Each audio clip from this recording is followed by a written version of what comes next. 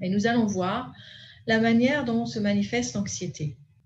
Donc, je vais vous poser quelques questions et nous allons voir, ou vous allez voir si vous correspondez. Vous avez le profil des personnes plutôt stressées ou trop stressées, ou les personnes plutôt anxieuses ou plutôt trop anxieuses. Peut-être que vous le savez déjà, donc vous n'avez pas forcément besoin de faire mon quiz. Mais bon, je vais quand même vous poser ces questions et vous allez y répondre.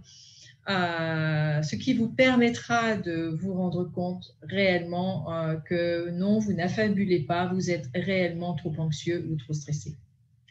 Donc la première question, c'est comment vous réagissez face à la nouveauté? Est-ce que la nouveauté va produire un état plutôt de rejet, surtout pas rien de nouveau? Quelle est votre réaction?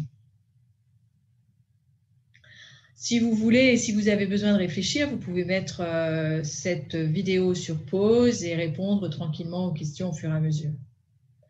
Est-ce que vous pensez en toute chose aux problèmes potentiels plutôt qu'aux opportunités? Alors ceci est bien sûr très important parce que à chaque fois qu'il se produit la moindre chose, ou est-ce que vous anticipez des problèmes futurs par rapport à une situation présente? Est-ce que vous envisagez très fréquemment que quelque chose de terrible va se produire à tout moment? Donc, ce qui revient à dire, en fait, c'est que vous êtes en contrôle, vigilance quasi permanente. Et on verra pourquoi, parce que je dis ça là maintenant, mais ce que je veux dire aussi, c'est qu'il y a, pour se libérer de trop de stress ou trop d'anxiété, il est important de développer certaines qualités.